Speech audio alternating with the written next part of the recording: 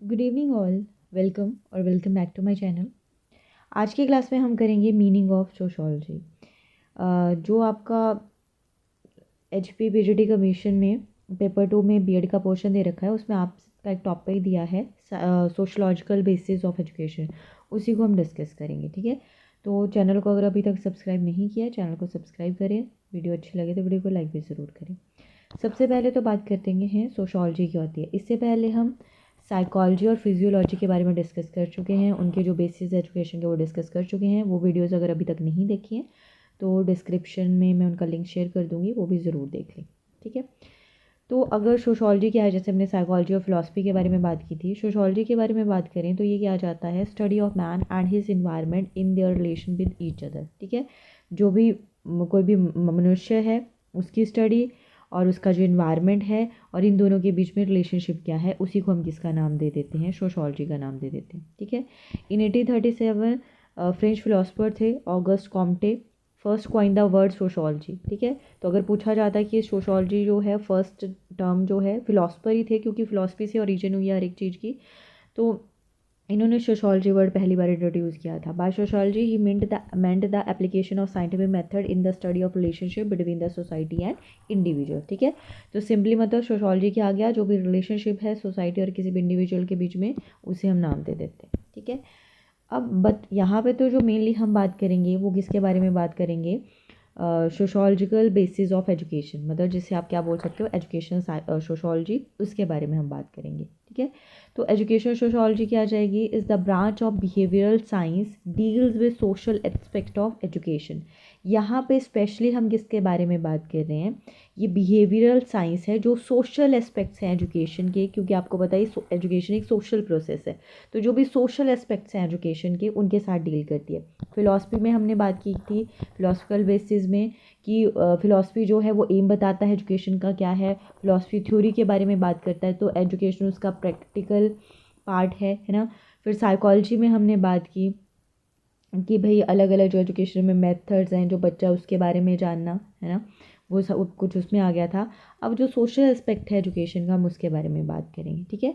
तो it is the sociological approach to education, its area is vast, the society facilitate the process of education, है ना, यही facilitate करती है। It contribute society to emerge educational institution for the various kind of education, formal, informal and non formal, सभी इसमें आ जाता है। It is a journey taken by education to reach society. Thus, education is a social necessity. It is the study of social interaction, social processes, and social norms. Hence, the subject of education sociology has assumed a great importance. मतलब society की जो needs हैं, education के basis पे हम बात करें, या एजुकेशन में जब हम बात करते हैं सोशल प्रोसेसेस की, बच्चे के इन्वायरमेंट की, उसके रिलेशनशिप की, तो वो सब कुछ किसका पार्ट आ जाता है, एजुकेशनल सोशोलॉजी का पार्ट आ जाता है, ठीक है। तो इसका नेचर कैसा होगा, it helps in understanding the cultural, economic, social, political trends in relation to formal and informal agencies of education, ठीक है। इन सबको समझना किसके अंडर आ जाएगा, एजुकेशन सोशोलॉजी की। Education sociology aims to develop a curriculum that will adequately socialise each individual student, ठीक है। मतलब हम जैसे जब हम बच्चे को पढ़ाते हैं तो सिर्फ अकेडमिक नॉलेज देने के बारे में बात नहीं होती, उसे सोशल बनाने के बारे में भी बात होती है। सोसाइटी की कुछ रूल नॉर्म्स हैं, उसके अकॉर्डिंग किसी भी पर्सन को चलना होता है ना, तो वो सब कुछ डेवलपमेंट भी इसी के अंडर आता है।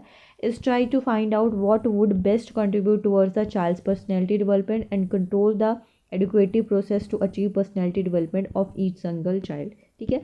तो पर्सनैलिटी डेवलपमेंट भी इसी में आ जाता है। Education sociology study the various type of social relationships and their impact on individual development. मतलब सिंपल सेंस में आपने ये याद रखना है कि जो सोसाइटी है उसका किसी भी बच्चे पे क्या इम्पेक्ट पड़ता है, या बच्चा क्या बनता है उसका सोसाइटी पे क्या इम्पेक्ट पड़ता है, जिसमें एजुकेशन बहुत इंपॉर्टेंट रोल प्ले करती है। ये दोनों चीज़ों के बारे में एजुकेशन सोशोलॉजी में बात की जाती है, ठीक है।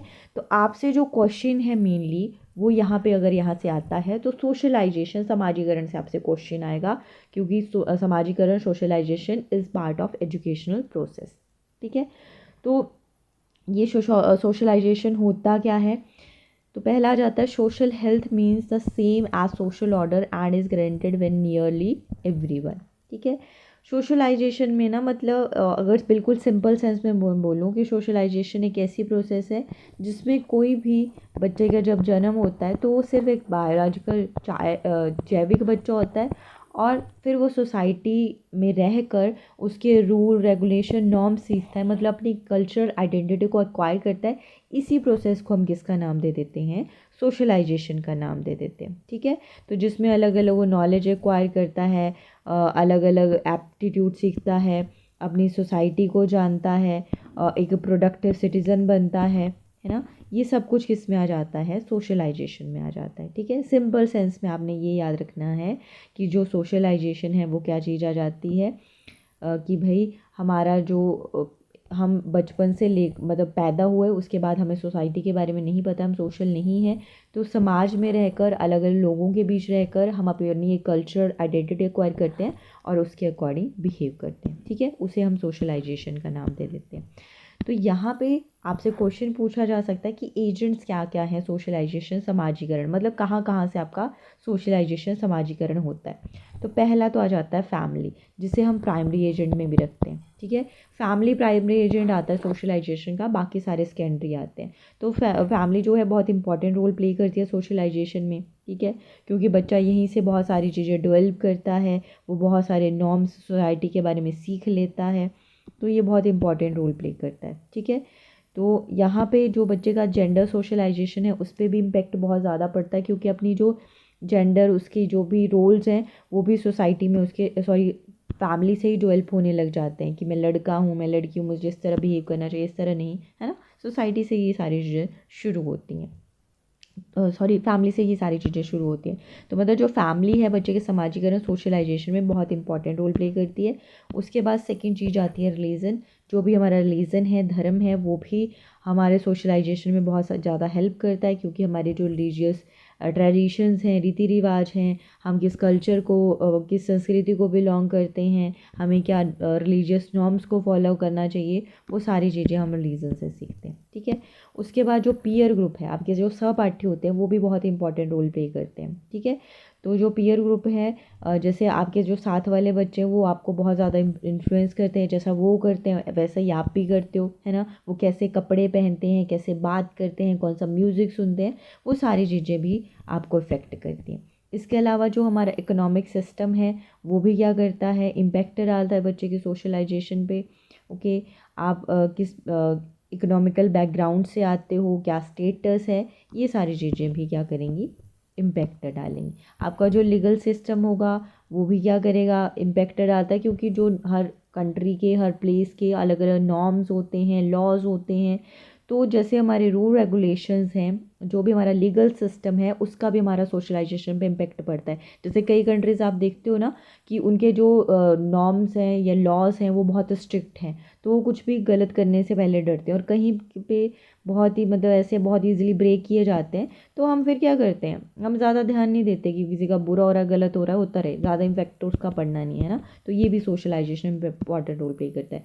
इसके अलावा लैंग्वेज को भी बहुत इंपॉर्टेंट माना गया है सोशलाइजेशन में, क्योंकि कोई भी पर्सन कैसे सोशल होगा वो उसकी लैंग्वेज और कल्चर पे भी डिपेंड करता है। हम कैसी लैंग्वेज यूज़ करते हैं, हमारे घर पे कैसी लैंग्वेज यूज़ की जाती है, स्कूल में कैसी लैंग्वेज यूज़ की जाती है ना। क्योंकि हर लैंग्वेज का अपना एक कल्चर होता है, उसका एक इतिहास होता है, तो वो भी क्या करता है? हमारी सोशलाइजेशन को इफ़ेक्ट डालता है।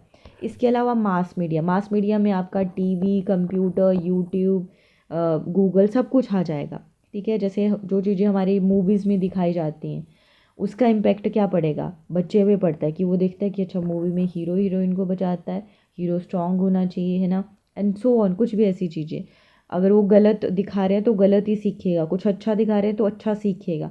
तो मतलब जो भी मास मीडिया में देखता है बच्चा, उसका भी ग्रेट इम्पैक्ट पड़ता है उसके सोशलाइजेशन में। तो इनको भी सोच समझ के चीज़ें दिखानी चाहिए, बतानी चाहिए।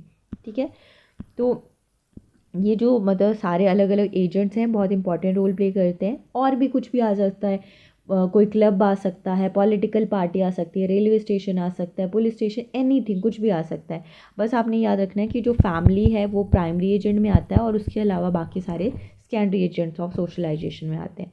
तो ये जो एजुकेशनल प्रोसेस है ये एक तरह की आप बोल सकते हो सोशलाइजेशन की प्रोसेस है, क्योंकि इसमें जो बच्चा है वो क्या बनता है, सोशल बनता है। कहाँ पर? स्कूल में आकर, क्योंकि स्कूल में अलग अलग उसे चीज़ें सिखाई जाती हैं। जैसे टीचर उसे दिखाता है कि सोसाइटी में किस तरह का बिहेवियर एक्सेप्ट किया जाता है, आपको वैसा बनना है। आपको पर्टिकुलर जो सोसाइटी है उसके नीड्स के अकॉर्डिंग बच्चे को बनाना होता है, क्योंकि कल को जाकर वही लीडर बनेगा, नेता बनेगा, बिजनेसमैन बनेगा, कंट्री का जो सिटीज़न है, भावी सिटीजन वही बनेगा। तो वो किस तरह का उसको रोल प्ले करने हैं वो स्कूल में उसे सारी चीज़ें सिखा दी जाती हैं। इसे हम क्या बोल सकते हैं, सोशलाइजेशन कह सकते हैं। ठीक है, तो बच्चे का फैमिली से लेकर school, neighbourhood, peer group, friend circle, हर एक इन्वायरमेंट के जिन भी लोगों के कांटेक्ट में आता है उन सबसे उसका समाजीकरण, सोशलाइजेशन होता है। ठीक है, तो ये आ जाता है सोशल एस्पेक्ट ऑफ एजुकेशन।